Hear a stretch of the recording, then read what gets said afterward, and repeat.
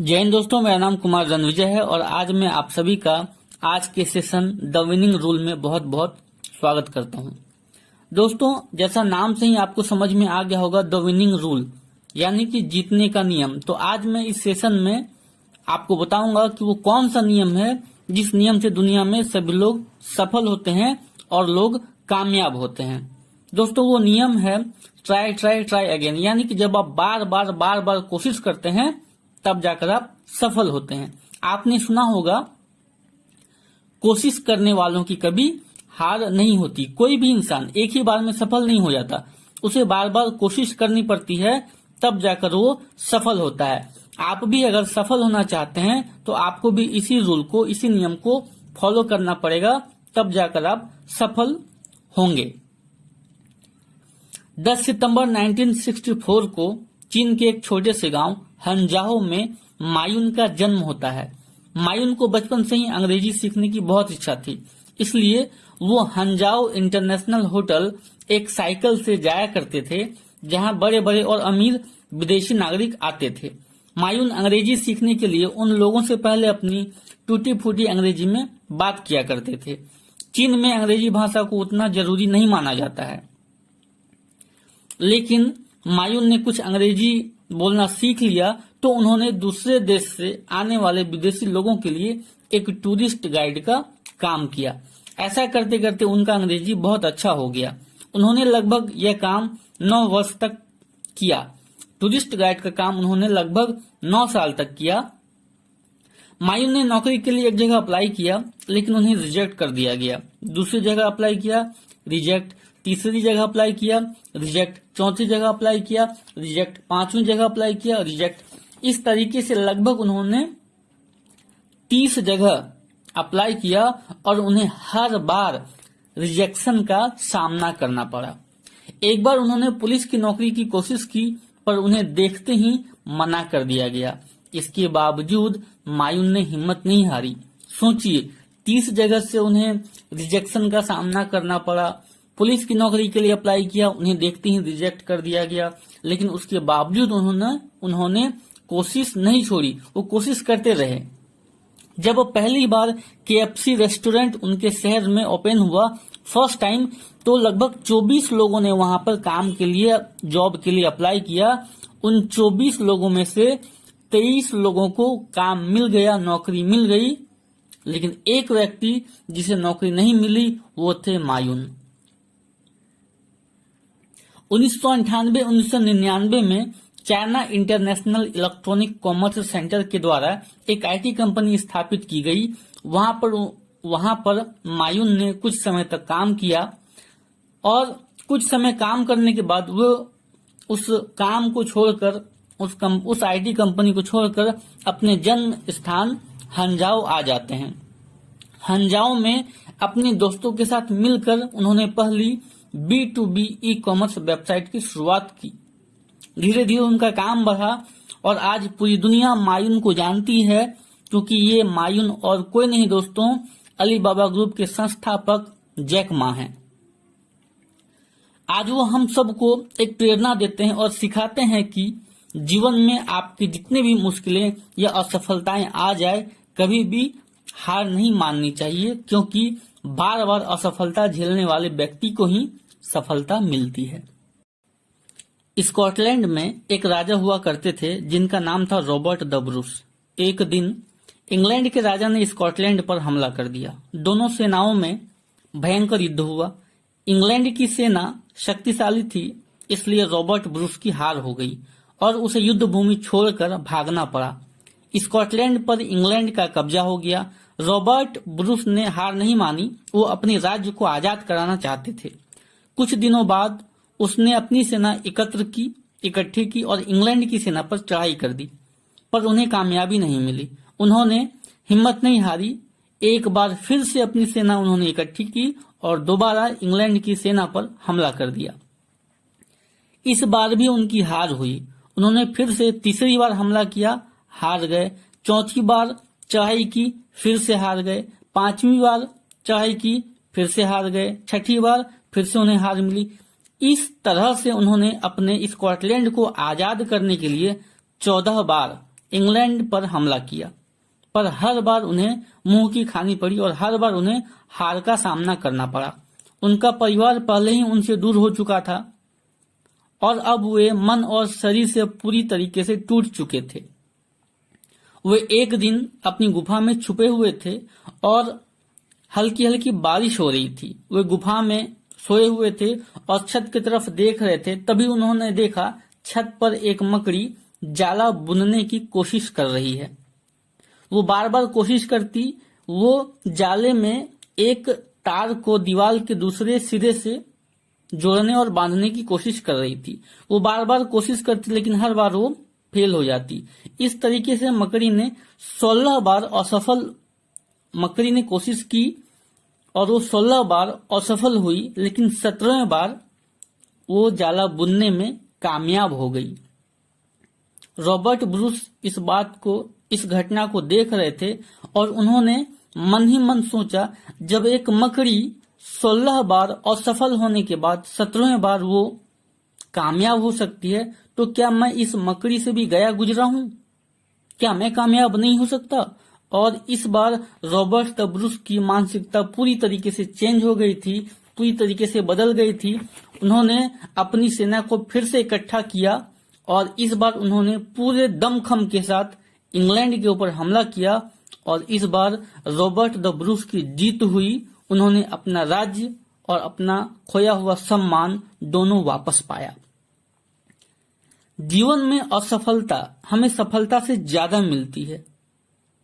कोई ऐसा व्यक्ति नहीं है जिसने असफलता और तिरस्कार को नहीं झेला हो। जो भी व्यक्ति दुनिया में सफल है उसे असफलता और तिरस्कार को झेलना ही पड़ता है। जिनको हम दुनिया के सफल व्यक्ति मानते और जानते हैं, उनकी कहानी भी रिजेक्शंस और असफल प्रयास की बुनियाद पर ही खड़ी होती है। दोस्तों, अमिताभ बच्चन को भारत का अब तक का सबसे बड़ा सुपरस्टार माना जाता है। एंग्री यंग मैन से बॉलीवुड के शहंशाह होने तक अमिताभ बच्चन जी ने एक लंबा सफर तय किया है। अमिताभ बच्चन जी एक कवि परिवार से ताल्लुक रखते हैं। उनके पिता हरिवंश राय बच्चन जी एक महान कवि थे। उन्होंने अपनी पढ़ाई पूरी करने के बाद सिटी ऑफ ड्रीम, मुंबई, जिसे हम सिटी ऑफ ड्रीम, सपनों का शहर कहते हैं, वहां चले गए।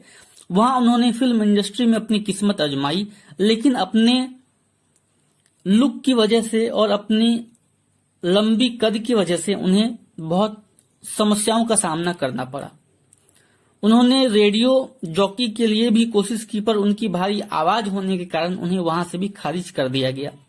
काफी मेहनत और धैर्य के बाद अमिताभ बच्चन जी को 7 हिंदुस्तानी मूवी में काम करने का मौका मिला, लेकिन उस फिल्म ने भी अच्छा प्रदर्शन नहीं किया। अमिताभ बच्चन जी ने बैक टू बैक 9 फिल्में की और 9 फिल्में फ्लॉप हो गई। उन्होंने कई छोटी भूमिकाएं भी निभाई, दूसरों के लिए आवाज भी दी, लेकिन उन्हें सफलता जंजीर मूवी से मिली और फिर उसके बाद उनकी किस्मत ही चेंज हो गई। उसके बाद उन्होंने एक से बढ़कर एक हिट फिल्में दी। साल 1995 में उन्होंने अपनी खुद की कंपनी ABCL यानी कि अमिताभ बच्चन कॉरपोरेशन लिमिटेड शुरू की। इस कंपनी ने 1996 में मिस वर्ल्ड जैसा मेगा इवेंट भी किया। इस इवेंट से कोई बड़ी कमाई नहीं हुई, बल्कि बिग बिग पर बहुत बड़ा कर्ज चढ़ गया। उनकी कंपनी के खिलाफ कई कानूनी मामले भी दर्ज हो गए, यहां तक कि बैंक उसके बाद उनको बहुत सारे नोटिस बैंक ने भेजना चालू किया कर्ज वसूली यानी कि लोन वसूली को लेके। बिग बी को, अमिताभ बच्चन जी को अपना बंगला प्रतीक्षा तक गिरवी रखना पड़ गया। ABCL का लक्ष्य था 1000 करोड़ की कंपनी बनने का, लेकिन इस बैनर की पहली फिल्म ही बुरी तरीके से पिट गई और उनके ऊपर 90 करोड़ का कर्ज हो गया। कोर्ट ने अमिताभ बच्चन जी को दिवालिया तक घोषित कर दिया। जिस उम्र में लोग रिटायरमेंट की तरफ आगे बढ़ते हैं, उस उम्र में उन्होंने अपनी जिंदगी की दूसरी पारी की शुरुआत की। उनको मोहब्बतें फिल्म में काम करने का मौका मिला और KBC से उन्होंने फिर से अपनी यात्रा शुरू की और एक बार फिर से उन्होंने शिखर को छू लिया और दोबारा फिर वो कभी पीछे मुड़ के नहीं देखे। अमिताभ कमर्शियल और टीवी प्रोग्राम करते रहे, जिससे उनके जीवन में जो भी परेशानी थी वो सारी की सारी खत्म हो गई। अमिताभ बच्चन जी ने कभी हार नहीं मानी। आज उन्होंने जो मुकाम हासिल किया है वो मुकाम आज तक फिल्म इंडस्ट्री में शायद ही कोई व्यक्ति हासिल किया हो पहले। उन्होंने अपनी असफलता को सफलता में बदल दिया अपनी मेहनत के कारण। अमिताभ बच्चन जी कहते हैं, जो लंबे समय तक लंबा नहीं होता वह आसान होता है, जो आसान है बहुत लंबा नहीं होता है। हमारे समाज पर सालों से जाति और धर्म का बहुत बड़ा प्रभाव रह चुका है। इस भेदभाव के कारण दलित समाज में पैदा हुए लोगों को सालों तक अन्याय और मुश्किलों का सामना करना पड़ा है। जाहिर है, ऐसे हालातों में महाराष्ट्र के एक छोटे से गांव में जन्मी हुई एक लड़की को जन्म से ही अनगिनत कठिनाइयों का सामना करना पड़ा। सिर्फ दलित समाज में जन्म लेने के कारण ही उसे अपने जीवन में हर मोड़ पर कई प्रॉब्लम्स को फेस करना पड़ा। 12 साल की उम्र में उसकी शादी उससे 10 साल बड़े एक लड़के से कर दी जाती है। ससुराल मुंबई में होने के कारण उन्हें अपना छोटा सा गांव छोड़कर अपने ससुराल मुंबई जाना पड़ता है। पर जैसा उसने सोचा था उतना सुंदर और सुखी शादीशुदा जीवन उसके नसीब में नहीं था। ससुराल में उसके ऊपर पूरे घर का काम करने की जिम्मेदारी थी। 12 साल की उम्र में जब छोटे बच्चे खिलौने से खेलते हैं, वो लड़की 10-12 लोगों का खाना बनाया करती थी। साथ ही कई सारे घरेलू काम भी किया करती थी। काम ठीक से न करने पर ससुराल वालों से कभी कभी बुरा भला भी उन्हें सुनने को मिलता था। एक ऐसी लड़की जिसके सफर की शुरुआत ही इतने प्रॉब्लम्स के साथ हुई, आज हमारे देश की मोस्ट सक्सेसफुल महिलाओं में गिनी जाती है और उस लड़की का नाम है कल्पना सरोज। ससुराल में अपने अत्याचारों से लड़ने वाली कल्पना से मिलने जब उसके पिता आए तो वो अपनी बेटी को पहचान न पाए। उसकी हालत देख उन्होंने अपनी बेटी को वापस गांव ले जाने का डिसीजन लिया। ससुराल वालों के विरोध के बावजूद वो छोटी कल्पना को अपने साथ गांव लेकर चले गए। समाज ने कल्पना को उनके टूटे रिश्ते के लिए दोषी ठहराया। यह सारी चीजें बर्दाश्त न करके आखिर कल्पना ने जहर खाकर आत्महत्या करने की कोशिश की, पर खुशकिस्मती से वो बच गई। इस घटना के बाद उनमें बहुत बड़ा चेंज आया और उन्होंने अपने आप को जीवन में आगे बढ़ाने के लिए सोचा और उन्होंने ठान लिया कि मुझे अब जीवन में आगे बढ़ना है। उन्होंने अलग अलग जगह पर जॉब ढूंढने की कोशिश की, पर एजुकेशन न होने के कारण उन्हें हर बार असफलता मिली। फिर उन्होंने मुंबई जाकर काम ढूंढने की ठान ली। अपनी माँ को मना कर वो मुंबई आ गई। अपने अंकल की पहचान से वो सिलाई के काम में जुट गई, पर वहां भी कॉन्फिडेंस न होने की वजह से 1 महीने तक वो हेल्पर का काम करती रही। थोड़ा कॉन्फिडेंस आने के बाद वो उस कंपनी में कारीगर के तौर पर काम में लग गई। हेल्पर की 60 रुपये महीने की नौकरी के बाद जब वो कारीगर बनी तब उन्होंने पहली बार 100 रुपये का नोट देखा कि 100 रुपये का नोट कैसा होता है। उसके बाद उनके छोटे भाई बहन मुंबई आ गए। मुंबई आने के बाद उनकी एक बहन थी जिनकी बीमारी की वजह से मौत हो गई। इसका यंग कल्पना के ऊपर बहुत गहरा प्रभाव पड़ा। पैसा न होने के कारण वो अपनी बहन को बचा नहीं पाई। इस सोच से उन्होंने और काम करना शुरू किया कि मुझे और कुछ बड़ा करना है, मुझे और अधिक पैसे कमाने हैं। अपना खुद का बिजनेस शुरू करने की आइडिया भी इसी दौरान उसके दिमाग में आई। अपने घर से ही उन्होंने अलग अलग स्कीम के बारे में ढूंढना शुरू किया और लोन लेके अपना बिजनेस शुरू किया। ब्यूटी पार्लर और फर्नीचर का बिजनेस शुरू करके कल्पना ने धीरे धीरे बिजनेस में अपना एक्सपीरियंस बढ़ाना स्टार्ट किया। छोटे छोटे बिजनेस करने वाली कल्पना को अब रियल एस्टेट में जाने का मौका मिला। उन्हें रियल एस्टेट में जाने का मौका तब मिला जब उन्हें एक जमीन का प्लॉट बेचने के लिए एक ऑफर आया। अलग अलग जगह से पैसा कलेक्ट करके कल्पना ने लाख रुपये जुटाए और उस प्लॉट को खरीद लिया। प्लॉट खरीदने के बाद उन्हें उसके ऊपर चल रही तमाम मुसीबतों का पता चलता है। 3-4 सालों की मेहनत और स्ट्रगल के बाद आखिरकार उन्होंने वो प्लॉट सभी सरकारी मुश्किलों से आजाद करवाया। तब उसकी कीमत करीब 20 गुना ज्यादा बढ़ गई। उस प्लॉट पर उन्होंने अपने पार्टनर के साथ मिलकर बिल्डिंग बनाई और वहां से उनका रियल एस्टेट में सफर शुरू हो गया। इतनी मुश्किलों के बाद अब जाकर कल्पना जी को लोग जानने और मानने लगे थे, पर उनके जीवन में अभी टर्निंग पॉइंट आना बाकी था, जिसका नाम था कमानी ट्यूब्स। कमानी ट्यूब्स कंपनी उस समय काफी खराब हालतों से गुजर रही थी। ऐसे मुसीबतों के चलते वो जल्दी ही बंद होने वाली थी। यह देख के कमानी ट्यूब्स में काम करने वाले कर्मचारियों ने कल्पना जी से कंपनी को संभालने का ऑफर रखा। यह एक बहुत ही बड़ा रिस्क से भरा हुआ डिसीजन था। इंजीनियरिंग कंपनी को चलाने का कोई भी एक्सपीरियंस न होने के बावजूद उन्होंने यह रिस्क उठाई और आज कमानी ट्यूब्स एक बड़ी तेजी से बढ़ने वाली लगभग $100 मिलियन की कंपनी बन गई है। कोई भी शिक्षा या डिग्री के बिना एक छोटे से गांव से आई हुई एक लड़की आज रियल एस्टेट और इंजीनियरिंग के बड़े बिजनेस में नए नए मुकाम हासिल कर रही है। यह हम सब के लिए गर्व की बात है। कल्पना जी के इस काम के लिए उन्हें कई अवार्ड से नवाजा गया। 2013 में उन्हें पद्मश्री पुरस्कार से नवाजा गया। उन्हें बिजनेस के क्षेत्र में एक्सलेंट काम करने की वजह से Rajiv Gandhi award for women entrepreneurs से भी सम्मानित किया गया। अपना बिजनेस स्टार्ट करने के लिए बैंक से लोन लेने वाली कल्पना आज खुद भारतीय महिला बैंक की बोर्ड ऑफ डायरेक्टर की सदस्य हैं। कल्पना जी ने अपने काम से लोगों को यह दिखाया कि तुम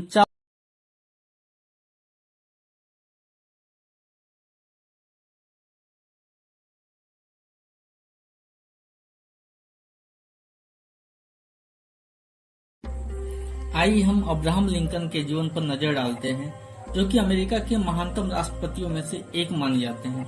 लेकिन राष्ट्रपति बनने से पहले उन्होंने अनगिनत असफलताओं का सामना किया। 1832 में उन्होंने अपनी नौकरी गंवाई और विधानसभा का चुनाव हार गए। अगले ही साल वे अपने बिजनेस में फेल हुए। 1834 में फिर से उन्होंने चुनाव लड़ने पर विधानसभा का चुनाव जीत गए, लेकिन 1835 में उनकी पत्नी की मृत्यु हो गई। 1836 में उन्होंने मानसिक हताशा की बीमारी का सामना किया। 1838 में वे स्पीकर का चुनाव हार गए। 1843 में कांग्रेस के नॉमिनेशन के लिए उन्हें नहीं चुना गया। 1849 में उनकी भूमि अधिग्रहण खारिज कर दी गई। 1854 में लिंकन सीनेट का चुनाव हार गए। 1856 में वे उपराष्ट्रपति के लिए नहीं चुने गए। 1858 में वे फिर से उपराष्ट्रपति का चुनाव हार गए, लेकिन फिर भी 1860 यानी कि 1860 में वे अमेरिका के राष्ट्रपति बन गए। दुनिया में ना के बराबर ऐसे नेता होंगे जो इतने चुनाव हारने के बावजूद राष्ट्रपति के रूप में सर्वोच्च पद के लिए चुने गए। अब्राहम लिंकन ने ये साबित किया है कि आप तब तक नहीं हारते जब तक आप प्रयास करना नहीं छोड़ते। हैरी पॉटर आज सबसे सफल उपन्यासों में से एक मानी जाती है। इन कहानियों पर कई सारी हॉलीवुड फिल्में भी बन चुकी है। इन कहानियों की लेखिका का नाम जेके रोलिंग है। क्या आप यकीन करेंगे, एक समय जेके रोलिंग पूरी तरह से निराश, हताश, कंगाल और तलाकशुदा महिला थी। सबसे पहली हैरी पॉटर कहानी को लिखते समय वे एक आश्रय स्थान पर रह रही थी। रोलिंग की माता एक गंभीर बीमारी से ग्रस्त थी। लंबी बीमारी के बाद उनका निधन हो गया। रोलिंग अपनी माता के बहुत करीब थी। रोलिंग की माता का मौत उनके लिए किसी सदमे से कम नहीं था। वो अंदर से टूट गईं।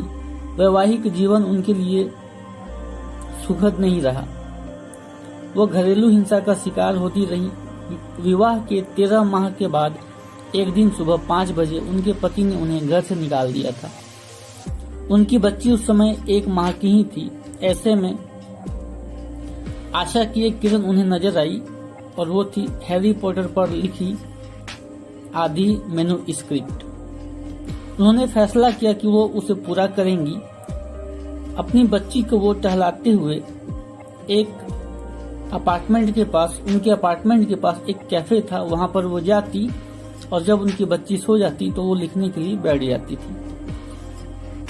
रोलिंग ने Harry Potter and the philosopher's stone की मैन्युस्क्रिप्ट कई लिटरेरी एजेंटों और पब्लिकेशंस के पास भेजी।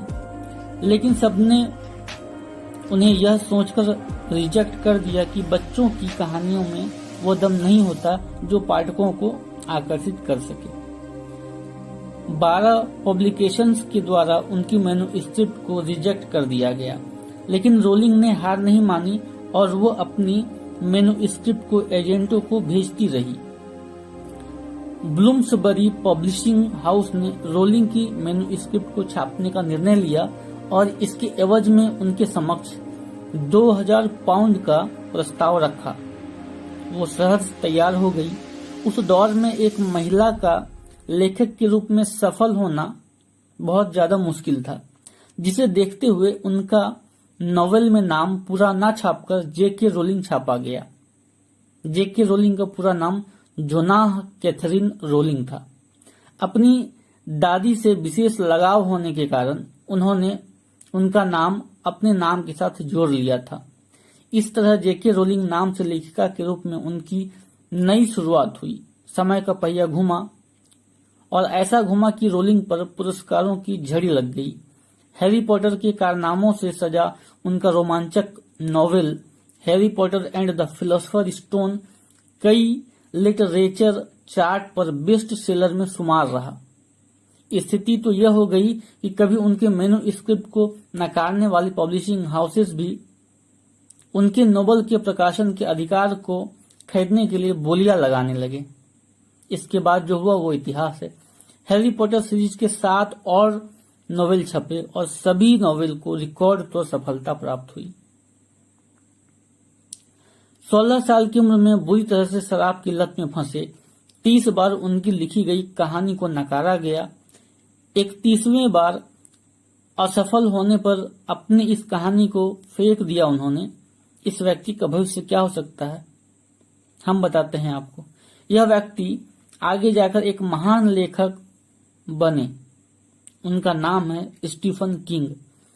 अपनी पत्नी के जोर देने पर उन्होंने इस कहानी को एक बार और प्रकाशक को भेजा और उसके बाद मिली सफलता हमारे सामने है। स्टीफन किंग की पुस्तक विश्व की सबसे शानदार पुस्तकों में से एक है। महान व्यक्ति और सामान्य व्यक्ति में फर्क केवल उनकी सोच, नजरिए और विश्वास का होता है। महानता प्राप्त करने के लिए कभी प्रयत्न न छोड़ने की सोच जरूरी है। इन महान व्यक्तियों ने साबित किया है कि आपको तब तक कोई नहीं हरा सकता जब तक कि आप खुद न हार जाओ।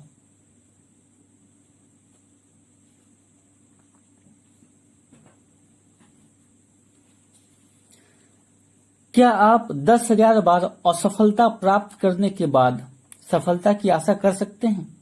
एक इंसान ने की थी, जिसकी बदौलत हमारे जीवन में आज उजाला है। यह इंसान थे थॉमस अल्वा एडिसन।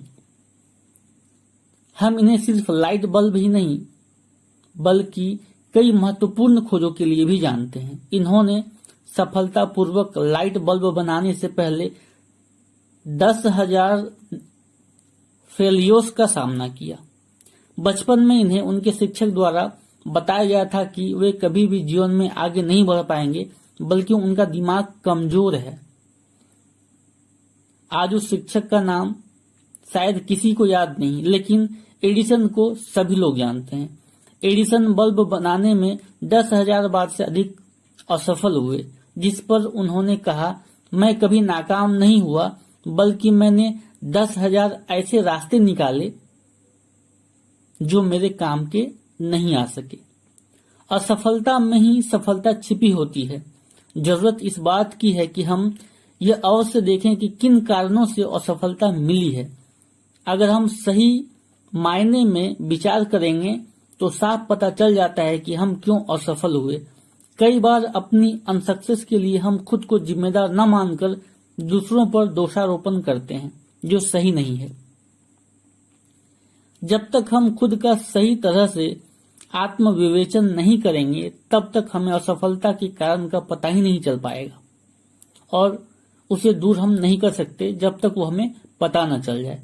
ऐसे में जरूरी है कि हम खुद अपना आत्मविवेचन सही तरह से करें। इसी से सफलता का रास्ता निकलता है।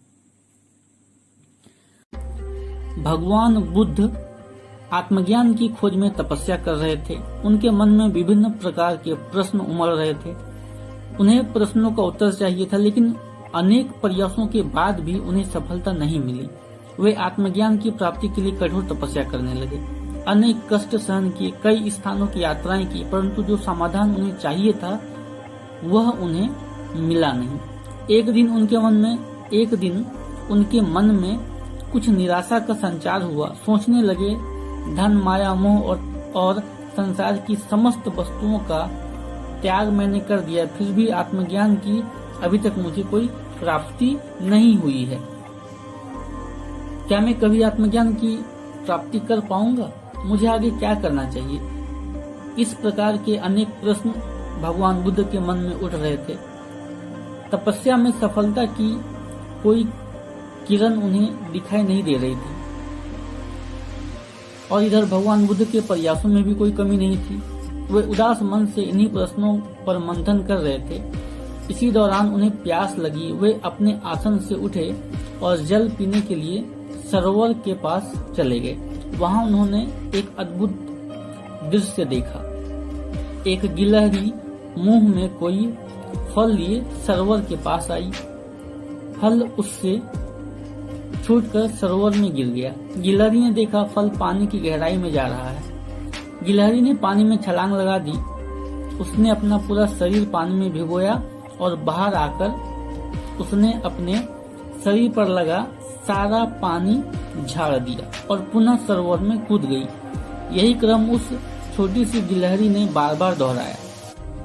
तो भगवान बुद्ध को बड़ी हैरानी हुई। वह जानना चाहते थे आखिर गिलहरी कर क्या रही है। उन्होंने गिलहरी से पूछा, हे गिलहरी, तुम क्या कर रही हो? बार बार इस तरह तालाब में क्यों कूद रही हो? तो इस पर गिलहरी ने कहा, मैं इस तालाब का सारा जल सुखा देना चाहती हूँ। अब आप सोच रहे होंगे, एक छोटी सी गिलहरी इतने बड़े तालाब का जल कैसे सुखा सकती है? भगवान बुद्ध भी यही सोचने लगे और उन्होंने उस गिलहरी से प्रश्न किया, गिलहरी तुम्हारी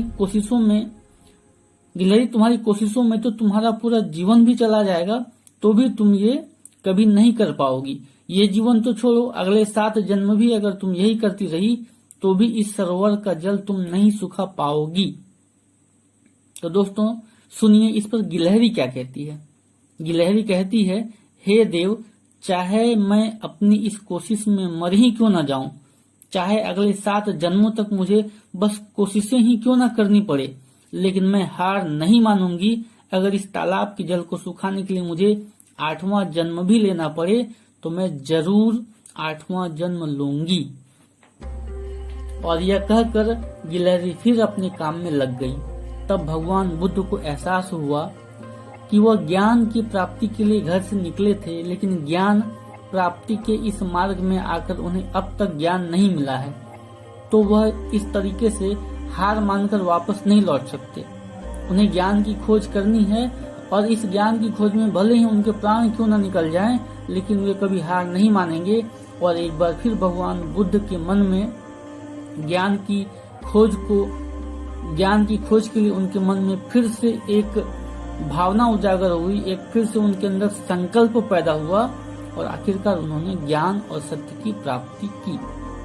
आप में से बहुत से लोग स्टीलों में काम स्टार्ट करते हैं, लेकिन 1-2 बार असफल होने पर ये सोचने लगते हैं कि यह काम मेरे लिए नहीं है। क्या मैं कभी इस काम में कामयाब हो पाऊंगा? क्या मैं कभी प्रमोशन ले पाऊंगा? क्या मैं कभी डायमंड बन पाऊंगा?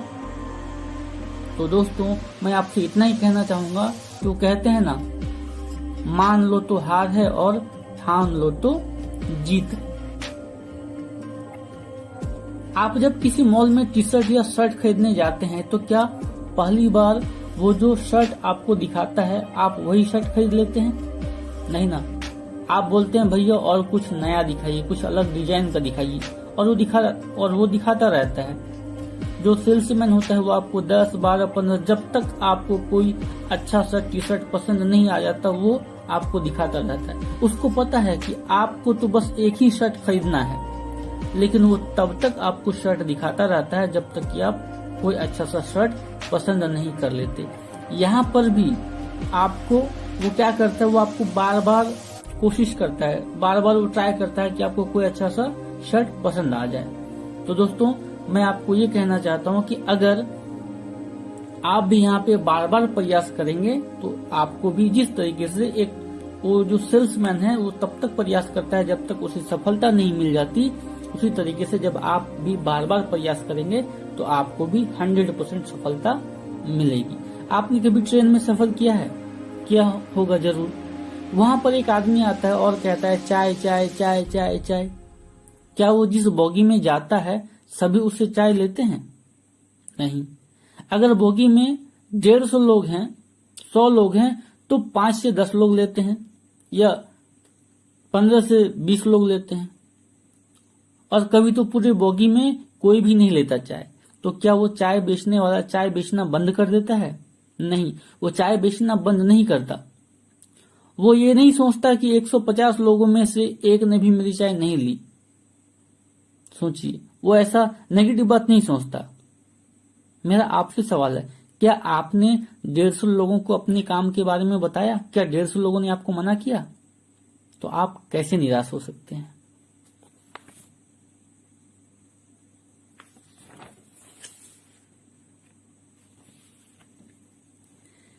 एक गांव में एक बाबा रहते थे। लोगों का मानना था कि वे जब जब नाचते थे तब तब बारिश होती थी। एक राहगीर उनके पास जाता है और पूछता है, बाबा मैंने आपके बारे में सुना है कि आप जब जब डांस करते हैं, जब जब आप नाचते हैं तब तब बारिश होती है, क्या ये सच है? बाबा मुस्कुराते हुए बोलते हैं, नहीं ऐसा नहीं है, मैं तब तक नाचता रहता हूं जब तक कि बारिश नहीं हो जाती।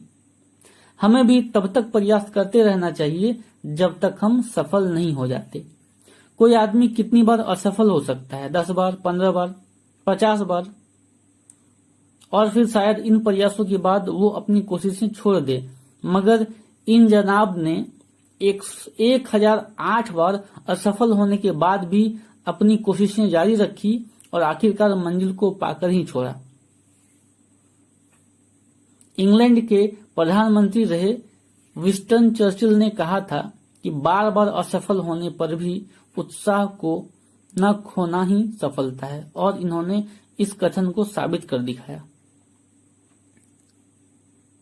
इस व्यक्ति का नाम है कर्नल हार्लैंड सैंडर्स, जो है दुनिया की सबसे बड़ी और प्रसिद्ध फ्राइड चिकन फ्रेंचाइजी यानी कि KFC, जिसका पूरा नाम है केंटकी फ्राइड चिकन।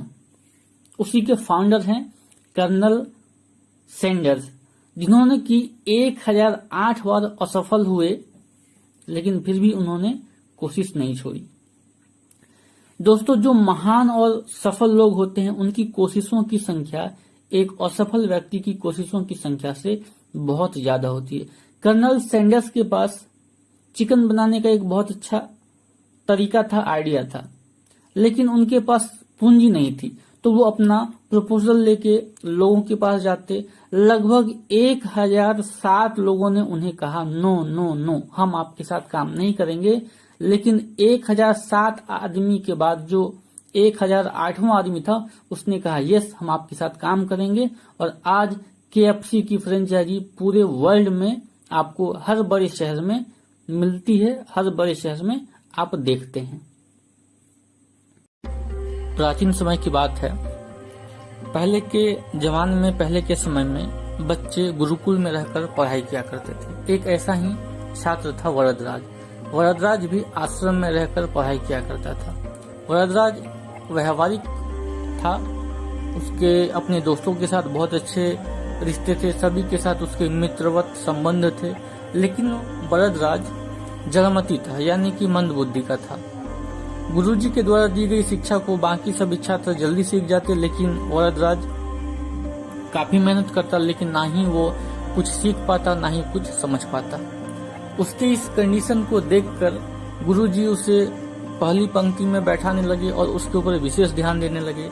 लेकिन इन सब के बावजूद भी वरदराज ना ही कुछ सीख पाया, ना ही कुछ समझ पाया। उसके साथ जो भी स्टूडेंट थे, जो भी विद्यार्थी थे, वे आगे की कक्षा में चले गए, लेकिन वरदराज जहाँ का वहीं रह गया। एक दिन निराश और परेशान होकर गुरुजी ने कहा, वरदराज तुम्हारे नसीब में पढ़ाई लिखाई नहीं है, यहाँ पर समय बर्बाद करने से कोई फायदा नहीं है, तुम वापस घर की ओर चले जाओ। भारी मन से वरदराज आश्रम को छोड़कर अपने घर की ओर चल पड़ा। रास्ते में वो देखता है एक कुआं है, उसे प्यास लगी थी और वो एक कुएं के पास पानी पीने के लिए जाता है। तभी वो देखता है कुएं के चारों तरफ जो जगत होता है कुआं का, वहां पर एक पत्थर रखा है और पत्थर के ऊपर एक घड़ा रखा है।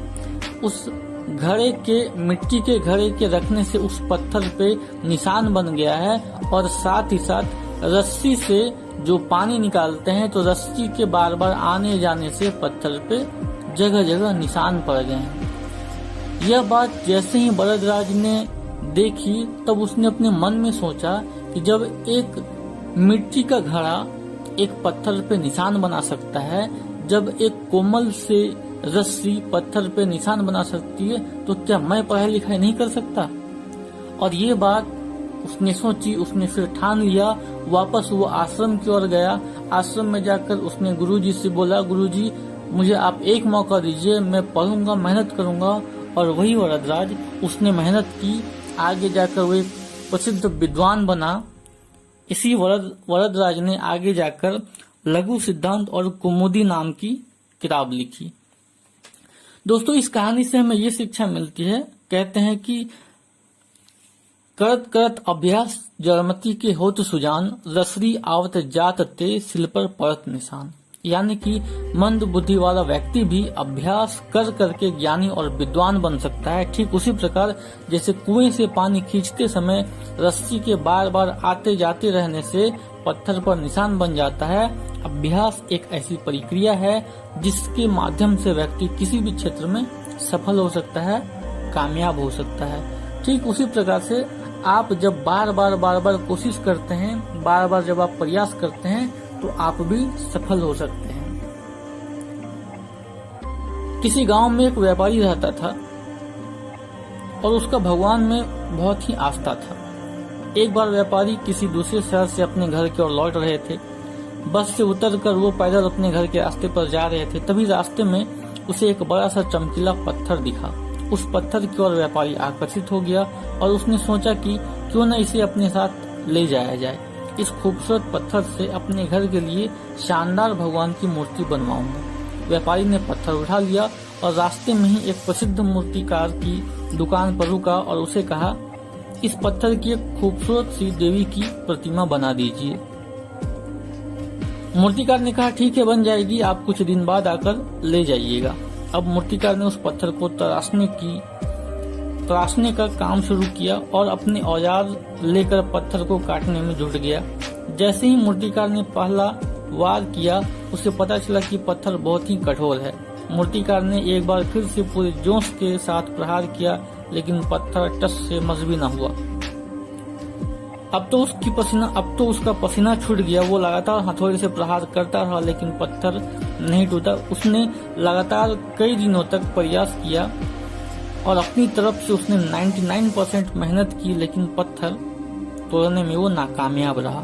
कुछ दिन बाद जब व्यापारी मूर्तिकार से अपनी मूर्ति लेने के लिए आए, तब मूर्तिकार ने उसे सारी बात बताते हुए कहा कि इस पत्थर से तो आपकी मूर्ति नहीं बन पाएगी, क्योंकि ये बहुत ही कठोर है।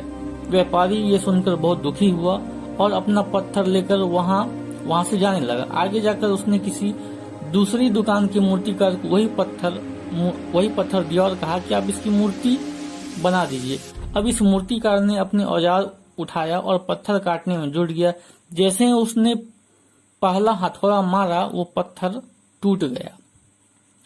क्योंकि पत्थर पहले मूर्तिकार की चोट से काफी कमजोर हो गया था, व्यापारी यह देखकर बहुत खुश हो गया और देखते ही देखते मूर्तिकार ने देवी की एक शानदार मूर्ति बना दी।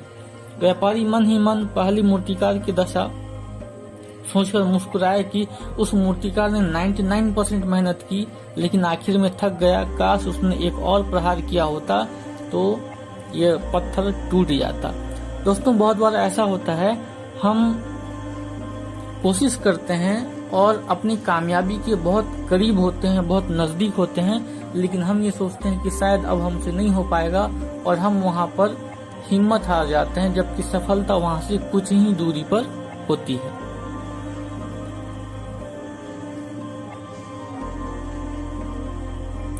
लगातार कोशिश करते रहिए, क्या पता आपका अगला प्रयास ही वो आखिरी प्रयास हो जो आपका जीवन बदल दे। दोस्तों, सफलता के लिए एक मजबूत इच्छा शक्ति की जरूरत होती है। जब आप किसी भी काम को करने की सोचते हैं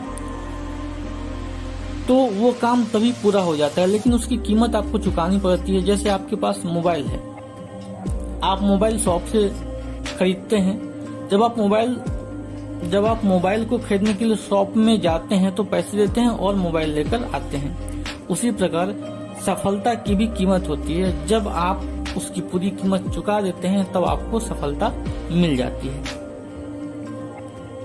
एक लड़का जो कि अपना बिजनेस करना चाहता था, लेकिन उसके पास बिजनेस करने के लिए पैसे बिल्कुल भी नहीं थे। एक दिन वो नदी के किनारे बैठा था। उसने देखा कि कुछ लोग नदी के किनारे आते हैं और जार में पानी भरकर ले जाते हैं। लड़का उन लोगों से पूछता है, आप ये पानी क्या करेंगे? जवाब आता है, ये गंगा जल है, बहुत पवित्र जल है, लोग पूजा में इसका इस्तेमाल करते हैं। लड़के के दिमाग में एक आइडिया आता है। वो दिन भर मेहनत मजदूरी करता है और जो भी पैसा कमाता है उससे वो छोटी छोटी बोतलें खरीदता है। वो नदी के किनारे जाता है, गंगा जल बोतलों में भरता है और बोतल के ऊपर पेपर में लिख देता है गंगा जल और बोतल में चिपका देता है। वो लोगों के घर जाता है और कहता है कि ये गंगा जल है, ये पूजा पाठ में आपके काम आएगा, इसकी कीमत मात्र 10 रुपये। लोग गंगा जल को खरीदने लगते हैं। वह लड़का गंगा जल बेच कर बहुत सारे पैसे जमा करता है। फिर वो अपना कपड़े का व्यापार स्टार्ट करता है और देखते ही देखते कुछ सालों के अंदर अपने शहर का सबसे अमीर आदमी बन जाता है। उस लड़के ने जब खुद की बिजनेस स्टार्ट करने की सोची थी तब उसका बिजनेस स्टार्ट हो गया था। दोस्तों, बस प्रोसेस में टाइम लग गया। आपने जब स्टीलो को स्टार्ट किया था आप तभी सफल हो गए थे, लेकिन प्रोसेस में तो टाइम लगेगा और आपकी इच्छा शक्ति मजबूत रहनी चाहिए। आपको सफलता जरूर मिलेगी। दोस्तों, जब हम किसी भी काम को करने की ठान लेते हैं तो एक्चुअल में सफल तो हम तभी हो जाते हैं, लेकिन बस प्रोसेस में टाइम लगता है। इस सेशन को मैं इन लाइनों के साथ खत्म करना चाहूंगा कि लहरों से डरकर नौका पार नहीं होती, कोशिश करने वालों की कभी हार नहीं होती। नन्ही चींटी जब दाना लेकर चलती है, चढ़ती दीवारों पर 100 बार फिसलती है। मन का विश्वास रगों में सांस भरता है, चढ़कर गिरना गिरकर चढ़ना ना अखरता है। आखिर उसकी मेहनत बेकार नहीं होती, कोशिश करने वालों की कभी हार नहीं होती। उम्मीद करता हूं दोस्तों आप सभी लोगों को मैं इस सेशन में ये समझा पाया, सिखा पाया कि जब आप बार बार कोशिश करते हैं, जब आप बार बार प्रयास करते हैं तो सफलता आपके कदम चूमती है। इस सेशन को समाप्त करता हूं। जय हिंद, जय भारत, जय स्टीलो। आइए हम अब्राहम लिंकन के जीवन पर नजर डालते हैं, जो कि अमेरिका के महानतम राष्ट्रपतियों में से एक माने जाते हैं। लेकिन राष्ट्रपति बनने से पहले उन्होंने अनगिनत असफलताओं का सामना किया। 1832 में उन्होंने अपनी नौकरी गंवाई और विधानसभा का चुनाव हार गए। अगले ही साल वे अपने बिजनेस में फेल हुए।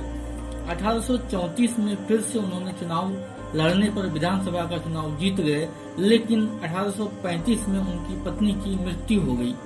1836 में उन्होंने मानसिक हताशा की बीमारी का सामना किया। 1838 में वे स्पीकर का चुनाव हार गए। 1843 में कांग्रेस के नॉमिनेशन के लिए उन्हें नहीं चुना गया। 1849 में उनकी भूमि अधिग्रहण खारिज कर दी गई। 1854 में लिंकन सीनेट का चुनाव हार गए। 1856 में वे उपराष्ट्रपति के लिए नहीं चुने गए। 1858 में वे फिर से उपराष्ट्रपति का चुनाव हार गए, लेकिन फिर भी 1860 यानी कि 1860 में वे अमेरिका के राष्ट्रपति बन गए। दुनिया में ना के बराबर ऐसे नेता होंगे जो इतने चुनाव हारने के बावजूद राष्ट्रपति के रूप में सर्वोच्च पद के लिए चुने गए। अब्राहम लिंकन ने यह साबित किया है कि आप तब तक नहीं हारते जब तक आप प्रयास करना नहीं छोड़ते। हैरी पॉटर आज सबसे सफल उपन्यासों में से एक मानी जाती है। इन कहानियों पर कई सारी हॉलीवुड फिल्में भी बन चुकी है। इन कहानियों की लेखिका का नाम जेके रोलिंग है। क्या आप यकीन करेंगे, एक समय जेके रोलिंग पूरी तरह से निराश, हताश, कंगाल और तलाकशुदा महिला थी। सबसे पहली हैरी पॉटर कहानी को लिखते समय वे एक आश्रय स्थान पर रह रही थी। रोलिंग की माता एक गंभीर बीमारी से ग्रस्त थी। लंबी बीमारी के बाद उनका निधन हो गया। रोलिंग अपनी माता के बहुत करीब थी। रोलिंग की माता का मौत उनके लिए किसी सदमे से कम नहीं था। वो अंदर से टूट गई। वैवाहिक जीवन उनके लिए सुखद नहीं रहा। वो घरेलू हिंसा का शिकार होती रही। विवाह के 13 माह के बाद एक दिन सुबह 5 बजे उनके पति ने उन्हें घर से निकाल दिया था। उनकी बच्ची उस समय 1 माह की ही थी। ऐसे में आशा की एक किरण उन्हें नजर आई और वो थी हैरी पॉटर पर लिखी आधी मैन्युस्क्रिप्ट। उन्होंने फैसला किया कि वो उसे पूरा करेंगी। अपनी बच्ची को वो टहलाते हुए उनके अपार्टमेंट के पास एक कैफे था, वहां पर वो जाती और जब उनकी बच्ची सो जाती तो वो लिखने के लिए बैठ जाती थी। रोलिंग ने Harry Potter and the philosopher's stone की मैन्युस्क्रिप्ट कई लिटरेरी एजेंटों और पब्लिकेशंस के पास भेजी, लेकिन सबने उन्हें यह सोचकर रिजेक्ट कर दिया कि बच्चों की कहानियों में वो दम नहीं होता जो पाठकों को आकर्षित कर सके। 12 पब्लिकेशंस के द्वारा उनकी मैन्युस्क्रिप्ट को रिजेक्ट कर दिया गया, लेकिन रोलिंग ने हार नहीं मानी और वो अपनी मैन्युस्क्रिप्ट को एजेंटों को भेजती रही। ब्लूम्सबरी पब्लिशिंग हाउस ने रोलिंग की मैन्युस्क्रिप्ट को छापने का निर्णय लिया और इसके एवज में उनके समक्ष 2000 पाउंड का प्रस्ताव रखा। वो सहर्ष तैयार हो गई। उस दौर में एक महिला का लेखक के रूप में सफल होना बहुत ज्यादा मुश्किल था, जिसे देखते हुए उनका नॉवेल में नाम पूरा ना छापकर जेके रोलिंग छापा गया। जेके रोलिंग का पूरा नाम जोनाह कैथरीन रोलिंग था। अपनी दादी से विशेष लगाव होने के कारण उन्होंने उनका नाम अपने नाम के साथ जोड़ लिया था। इस तरह जेके रोलिंग नाम से लेखिका के रूप में उनकी नई शुरुआत हुई। समय का पहिया घूमा और ऐसा घुमा कि रोलिंग पर पुरस्कारों की झड़ी लग गई। हैरी पॉटर के कारनामों से सजा उनका रोमांचक novel Harry Potter and the philosopher stone कई लिटरेचर चार्ट पर बेस्ट सेलर में शुमार रहा। स्थिति तो यह हो गई कि कभी उनके मैन्युस्क्रिप्ट को नकारने वाली पब्लिशिंग हाउसेस भी उनके नोवेल के प्रकाशन के अधिकार को खरीदने के लिए बोलियां लगाने लगे। इसके बाद जो हुआ वो इतिहास है। हैरी पॉटर सीरीज के 7 और नोवेल छपे और सभी नोवेल को रिकॉर्ड तौर सफलता प्राप्त हुई। 16 साल की उम्र में बुरी तरह से शराब की लत में फंसे 30 बार उनकी लिखी गई कहानी को नकारा गया। 31वें बार असफल होने पर अपनी इस कहानी को फेंक दिया उन्होंने। इस व्यक्ति का भविष्य क्या हो सकता है, हम बताते हैं आपको। यह व्यक्ति आगे जाकर एक महान लेखक बने। उनका नाम है स्टीफन किंग। अपनी पत्नी के जोर देने पर उन्होंने इस कहानी को एक बार और प्रकाशक को भेजा और उसके बाद मिली सफलता हमारे सामने है। स्टीफन किंग की पुस्तक विश्व की सबसे शानदार पुस्तकों में से एक है। महान व्यक्ति और सामान्य व्यक्ति में फर्क केवल उनकी सोच, नजरिए और विश्वास का होता है। महानता प्राप्त करने के लिए कभी प्रयत्न न छोड़ने की सोच जरूरी है। इन महान व्यक्तियों ने साबित किया है कि आपको तब तक कोई नहीं हरा सकता जब तक कि आप खुद न हार जाओ।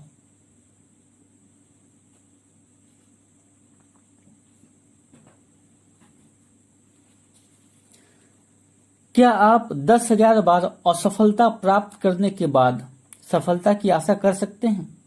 एक इंसान ने की थी, जिसकी बदौलत हमारे जीवन में आज उजाला है। यह इंसान थे थॉमस अल्वा एडिसन। हम इन्हें सिर्फ लाइट बल्ब ही नहीं बल्कि कई महत्वपूर्ण खोजों के लिए भी जानते हैं। इन्होंने सफलतापूर्वक लाइट बल्ब बनाने से पहले 10,000 फेलियर्स का सामना किया। बचपन में इन्हें उनके शिक्षक द्वारा बताया गया था कि वे कभी भी जीवन में आगे नहीं बढ़ पाएंगे, बल्कि उनका दिमाग कमजोर है।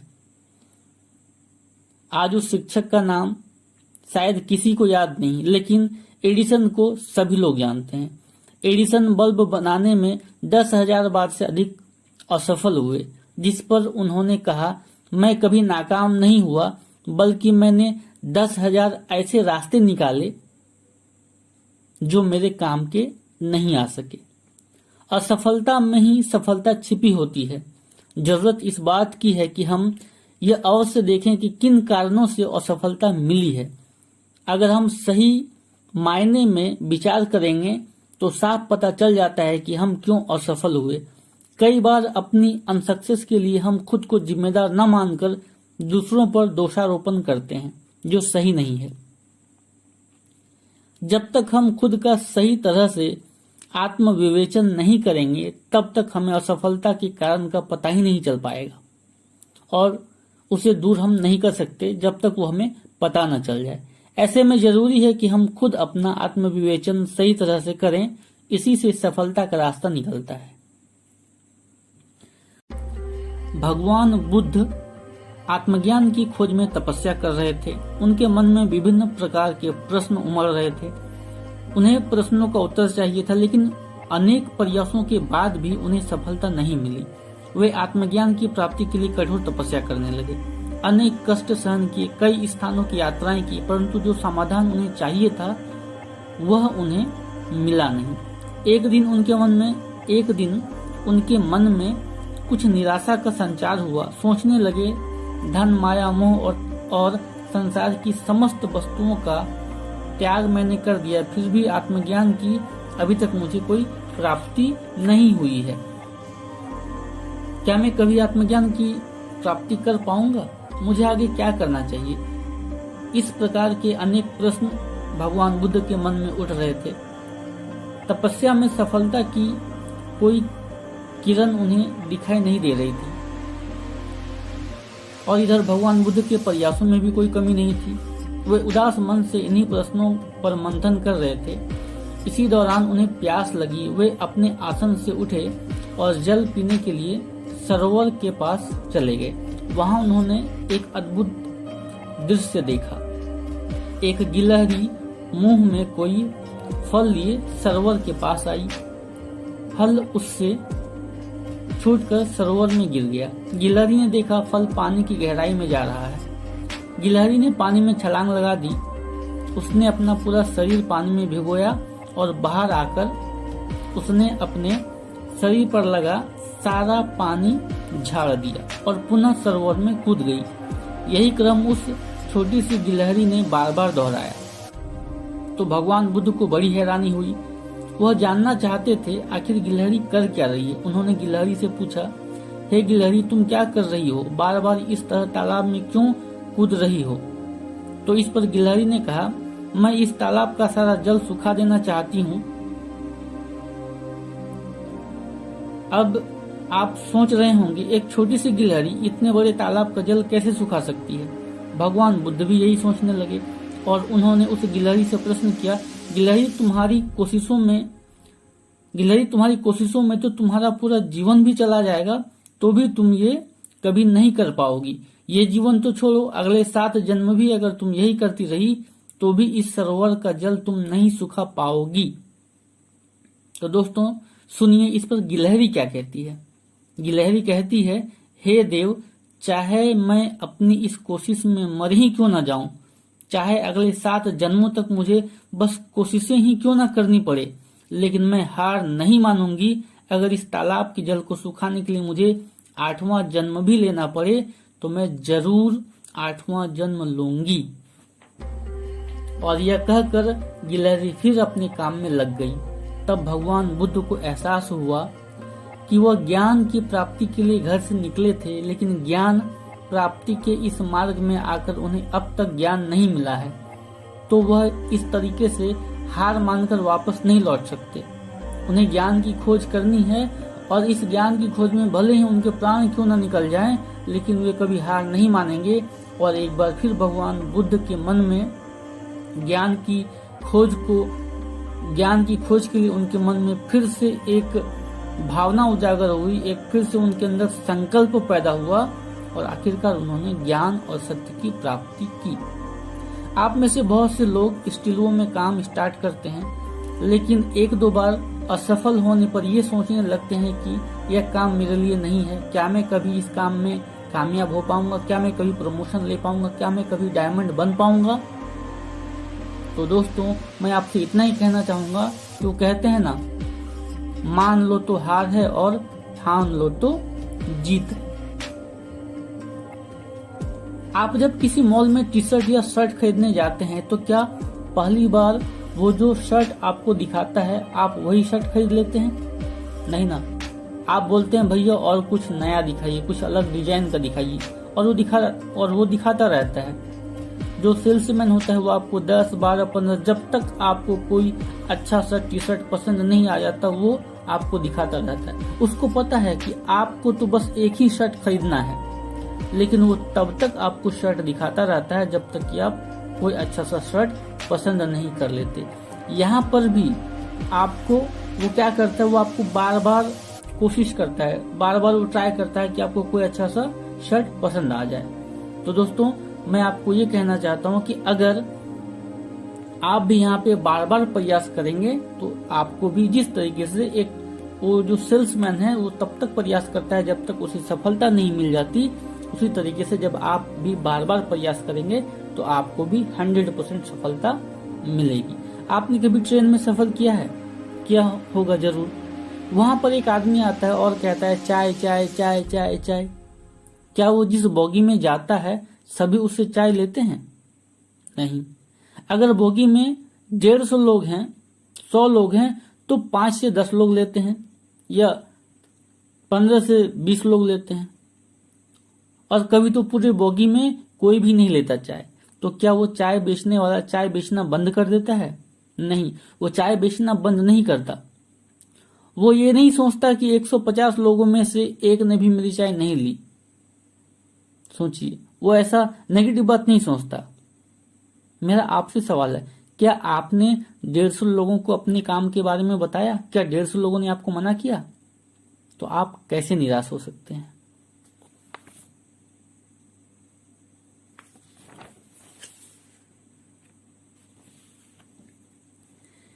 एक गांव में एक बाबा रहते थे।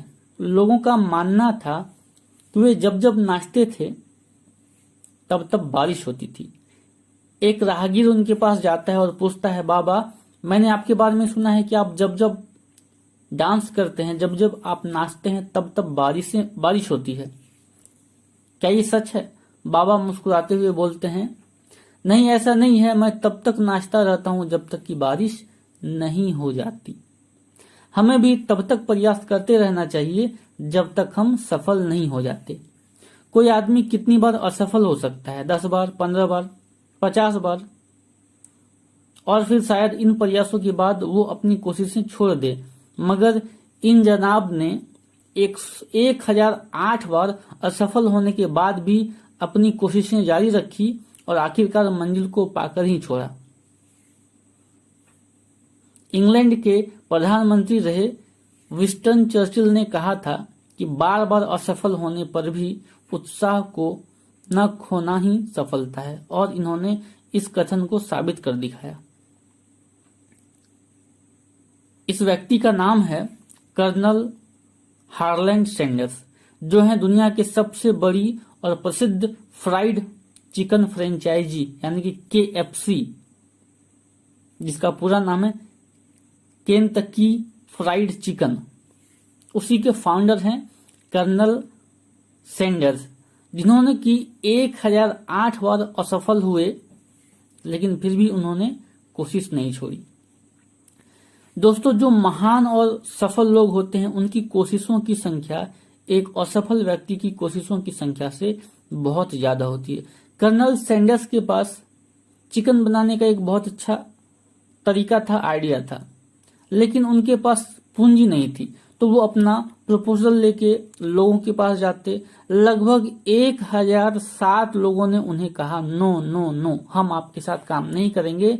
लेकिन 1007 आदमी के बाद जो 1008वां आदमी था उसने कहा यस, हम आपके साथ काम करेंगे।